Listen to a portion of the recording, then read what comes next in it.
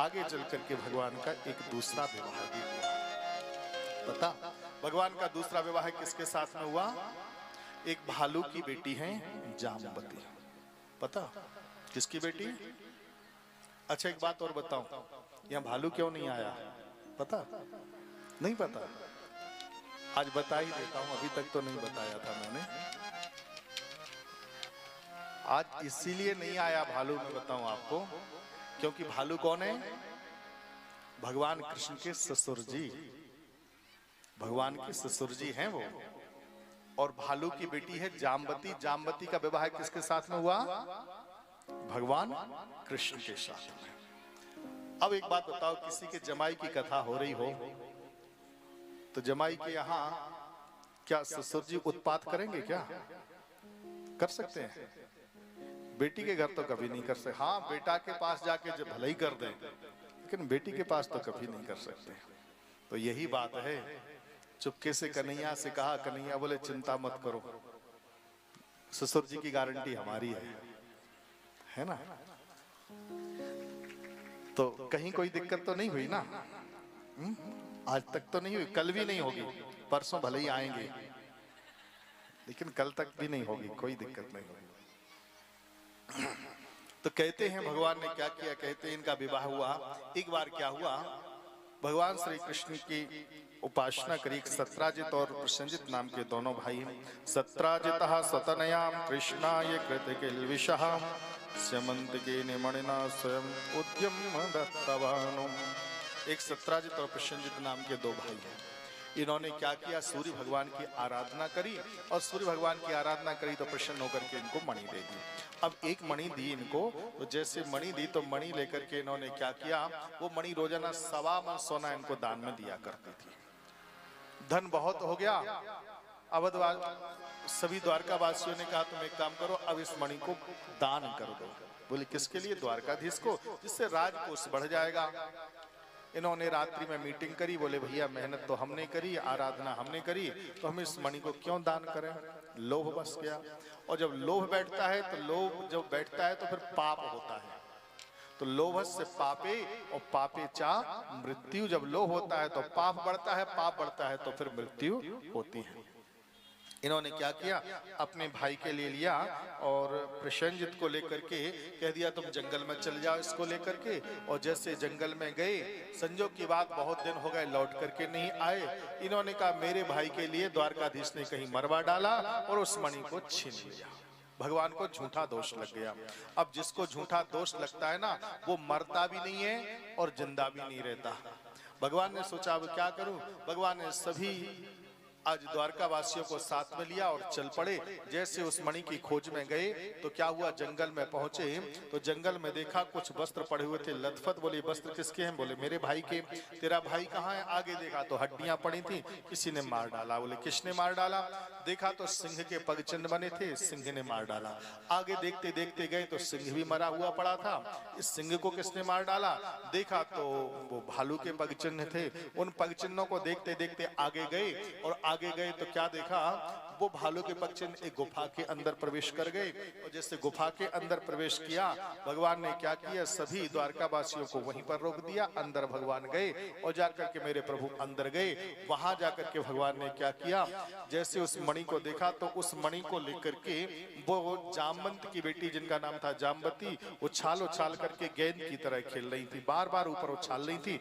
भगवान ने आकर के जैसे इन्होंने उछाला, भगवान ने तुरंत आकर के हाथ में पकड़ लिया। और जैसे हाथ में पकड़ा था भगवान, बड़ी जोर से चीखने लगी, चिल्लाने लगी, पिताजी बचाओ बचाओ बचाओ। बोले क्या हुआ? बोले मेरी खिलौने को किसी ने छीन लिया। जामवंत जी से सहन नहीं हुआ, आए और गुस्से में आकर के इन्होंने क्या किया? भगवान के ऊपर आक्रमण कर दिया। भगवान ने क्या किया? अपने बचाव में एक मुष्टिका का प्रहार किया। और जो मुष्टिका का प्रहार किया सो जमीन पर गिर पड़े। भगवान एक पादप प्रहार करना ही चाहते थे तो क्या हुआ? जामवंत जी ने इनके पग चिन्ह को देख लिया। पग में इनके चिन्ह बने थे शंख चक्र गदा और पद्म के। उन चिन्हों को देखा तो समझ गए ये कोई साधारण मानव नहीं है, ये तो लगता है वो त्रेता के श्री राम है। आकर के भगवान के चरणों में अपने मस्तक को झुका दिया, भगवान की शरण में आ गए। भगवान का एक नियम है कि जो सभी आबा सरनाई और राखे हो ताहे प्राणी की नाई।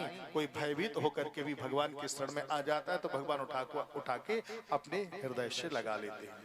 भगवान ने कहा कोई बात नहीं, लेकिन तुमने अच्छा नहीं किया, अब शरण में आ गए और अभी युद्ध कर रहे थे।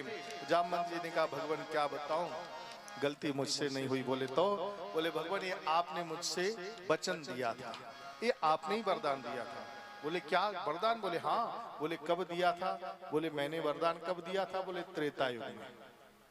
त्रेता युग में आपने मुझको, क्योंकि त्रेता युग हुआ ना उस समय सबसे युद्ध हुआ था राम जी की सेना से, जितनी सेना थी सबसे युद्ध हुआ, पर जामवंत जी के लायक कोई योद्धा ही नहीं मिला, उनसे किसी का युद्ध नहीं हुआ। तो राम जी के पास में आए, राम जी से बोले भगवान, बोले क्या? बोले सबकी इच्छाएं आपने पूरी करी पर मेरी इच्छा पूरी नहीं हो पाई। बोले तुम्हारी क्या इच्छा थी? बोले हमारी इच्छा एक ही थी। बोले क्या? बोले भगवान हमारा थोड़ा सा किसी से युद्ध हो जाता, मेरे लायक कोई योद्धा ही नहीं मिला। अब कोई नहीं मिला तो कोई बात नहीं, भगवान एक काम करो ना, हमारे तुम्हारे दो दो हाथ ना हो जाएं। राम जी बोले मैं स्वामी तुम सेवक, अगर कहीं युद्ध होगा तो मेरा नाम मर्यादा पुरुषोत्तम राम है, मर्यादा उल्लंघन हो जाएगी, इसलिए मर्यादा का उल्लंघन मैं नहीं करना चाहता हूं, तुम एक काम करो। बोले क्या? अब इसमें नहीं, त्रेता युग में नहीं, द्वापर युग में मैं कृष्ण बनूंगा, मर्यादा को खूंटी पर टांग दूंगा, उस समय तुम्हारी भुजाओं की खुजली मिटाऊंगा, ऐसी मिटाऊंगा कि तुम भी याद करोगे। वही समय आया, भगवान ने जामवंत जी को जब बताया, जामवंत जी से कहा भगवान, बोले क्या अब मैं जाना चाहता हूँ। भगवान ने कहा ये मणि हमको दे दो, क्योंकि इसके कारण से मुझे झूठा दोष लगा है। इन्होंने कहा तो ठीक है मैं दे तो देता, पर मेरे सामने एक समस्या है। बोले क्या? बोले इस मणि का मैंने दान कर दिया किसी को, और किसी को दान में दी हुई वस्तु फिर दोबारा कभी किसी को नहीं देना चाहिए। एक बार कहीं कोई वचन दे दो, कोई दान कर दो किसी वस्तु का, तो उसको दोबारा किसी को दान नहीं देना चाहिए। भगवान से कहा, भगवान बोले हाँ बात तो सही यही है कि दोबारा दान नहीं करना चाहिए। बोले भगवान फिर मैंने तो दान कर दी। भगवान बड़े चक्कर में पड़ गए, अब क्या करूं? भगवान के दिमाग में एक आइडिया आया। भगवान ने कहा अच्छा मणि को तुमने दान में दे दिया, किसको दान में दे दिया? बोले हमने अपनी बेटी को दान में दे दिया। बोले तो एक काम करो ना, बेटी को हमको दान कर दो। जामवंत जी तो चाहते ये थे। जामवंत जी ने आकर के बेटी का हाथ लिया और आके भगवान के हाथ में सौंप दिया, ऊपर से दहेज में उस मणि को दे दिया। बोली कृष्ण कन्हैया लाल की जय। भगवान का दूसरा विवाह हो गया। मणि को लेकर के जामवती को लेकर के आए, और जैसे आए तो सत्राजित को इस बात का पता चला तो उनके लिए बहुत शर्म आई। इन्होंने क्या किया, उस मणि को सत्राजित को वापस कर दिया। सत्राजित ने इधर उधर देखा, कुछ नहीं दिखाई दिया। इनकी एक बेटी थी जिनका नाम था सत्यभामा। सत्यभामा का हाथ पकड़ा, भगवान के हाथ में सौंप दिया, ऊपर से दहेज में उस मणि को दे दिया। बोली कृष्ण कन्हैया लाल की। इस प्रकार से भगवान के 3 विवाह हो गई। चौथा विवाह हुआ भगवान का सूर्य की बेटी जिनका नाम है कालिंदी। कालिंदी से विवाह हुआ भगवान का। जब भगवान सूर्य की बेटी कालिंदी आकर के नदी के रूप में तप कर रही थी। कात्यायनी महामाये महायोगिन्यधीश्वरी नंद गोप सुतम देवी पतिम में कुरुते नमः। इस मंत्र का जाप वो कन्याएं करती हैं जिनकी कुंडली में मांगलिक दोष होता है, या विवाह में विलंब होता है, या अच्छा घर चाहती हैं। ऐसी बच्चियां आकर के इस मंत्र का जाप करती हैं। इस मंत्र का जाप कर ही रही थी। इतने में क्या हुआ, जब जाप कर रही थी भगवान आ रहे थे अर्जुन के साथ में। भगवान ने अर्जुन से कहा, भगवान बोले क्या मुझे बड़ी जोर से प्यास लगी। अर्जुन गए, अर्जुन ने देखा कालिंदी देवी बैठी हैं।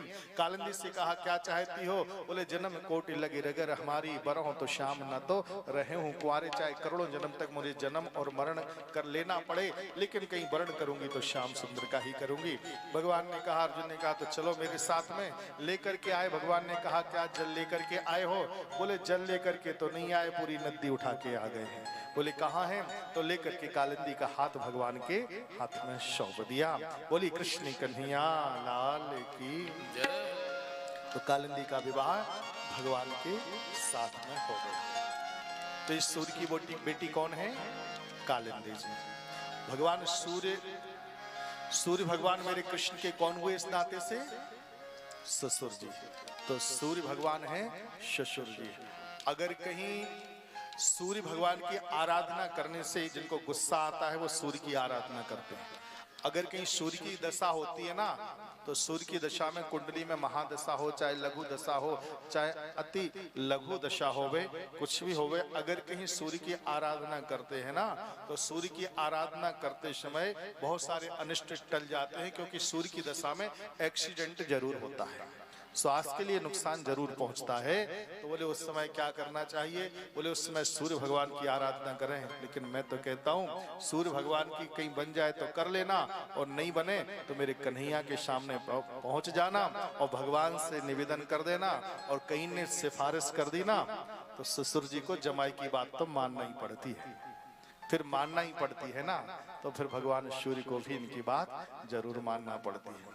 बोले गोविंद भगवान की जय, बोले बांके बिहारी लाल की जय। और सूर्य थोड़े पावरफुल देवता है, और सूर्य भगवान पावरफुल देवता है ना, तो इनसे शिकायत अगर कहीं कर दो ना, तो ये सूर्य भगवान से बोलते हैं, और सूर्य भगवान से अगर कहीं इनने बोल दिया ना, तो फिर क्या होता है? क्षिति जल पावक गगन समीरा, ये गगन में, शमीर में, ये हवा पर, ये पृथ्वी पर सबका अधिकार सूर्य भगवान का रहता है। सूर्य भगवान सब पर अधिकार अपना रखते हैं, और सूर्य भगवान की बात सब मानते हैं। इसलिए बस यही कारण था ना, ये हवा चल रही थी बड़ी जोर से, गद्दी पर बैठे, मैंने कहा क्या करें, नितिन जी से कहा जब गए आश्रम में, तो मैंने कहा, नितिन जी बोले गुरुजी आज तो हवा बहुत ज्यादा चल रही है। तो मैंने कहा क्या करूं? बोले कुछ तो करो। हमने कहा ठीक है, हाई कमान से बात करते हैं अभी, है ना, हाई कमान से बात करते हैं, चलते हैं, उनसे कहेंगे, निवेदन करेंगे। आकर के कहा क्या कर रहे हो, जल्दी देखो ना। उनसे बोला तो हवा शांत हो गई कि नहीं हो गई? हुई कि नहीं हुई? है ना। तो ये पवन देव हैं, ये मानते हैं, ये तो हाई कमान ये है। बोले गोविंद भगवान की जय, बोले बांके बिहारी लाल की जय। तो मैं निवेदन यही करना चाहता था, भगवान की 4 विवाह हो गए, 5वां विवाह भगवान का हुआ मित्रवृंदा के साथ में, 6वां हुआ सत्या के साथ में, 7वां हुआ भगवान का भद्रा के साथ में, 8वां हुआ लक्ष्मणा के साथ में। एक भौमासुर नाम का दैत्य था, इसने संकल्प किया कि मैं 16,100 कन्याओं के साथ में एक ही मुहूर्त में विवाह करूंगा। इसने सोचा 20,000 कन्याओं के साथ में करूंगा, पर 16,100 कन्याओं का हरण कर चुका था। बहुत दुखी होकर के भगवान की याद करी, भगवान की याद करी, भगवान प्रकट हो गए। भगवान ने क्या किया, इस भौमासुर नाम के दैत्य का वध कर दिया। इनसे कहा देवियों अब तुम अपने अपने घर के लिए जाओ। इन्होंने कन्हैया से कहा कन्हैया हमारी मजबूरी, हम नहीं जा सकते। बोले क्यों? क्योंकि बेटियों के सामने बड़ी समस्या है, बेटी माँ बाप के घर में समाती नहीं है, और दूसरी बात, अब अगर कहीं मैं घर जाऊंगी तो माँ बाप के यहाँ कैसे जाऊंगी, लेकिन अगर कहीं दुनिया में कहीं जाऊंगी तो दुनिया के लोग अब हमको कोई स्वीकार करेंगे नहीं, इसलिए अब ना हम घर जाने के लायक हैं, ना दुनिया वालों के घर जाने के लायक हैं। बोले तो अब तो एक ही उपाय है, अगर कहीं पृथ्वी देवी फट जाए तो हम उसमें समाहित हो जाएंगे। भगवान ने कहा कोई बात नहीं, दुनिया में जिसका कोई नहीं होता है ना, उसका मैं होता हूँ। क्या तुम मेरे साथ विवाह करोगी? कौन नहीं चाहता। सब एक ही स्वर में बोल उठी कन्हैया हम तुम्हारी बिन मोल की दासी हैं। भगवान ने एक ही मुहूर्त में 16,100 कन्याओं के साथ में विवाह कर लिया। बोले गोविंद भगवान की। इस प्रकार से भगवान के कितने विवाह पूर्ण हो गए? कितने हुए? थोड़ा जोर से बोलो ना। हे भगवान, उन्हें करने में कष्ट नहीं हुआ, तुम्हें बोलने में भी दर्द हो रहा है। सच्ची बात है, भगवान के विवाह हुए 16,100, इतने विवाह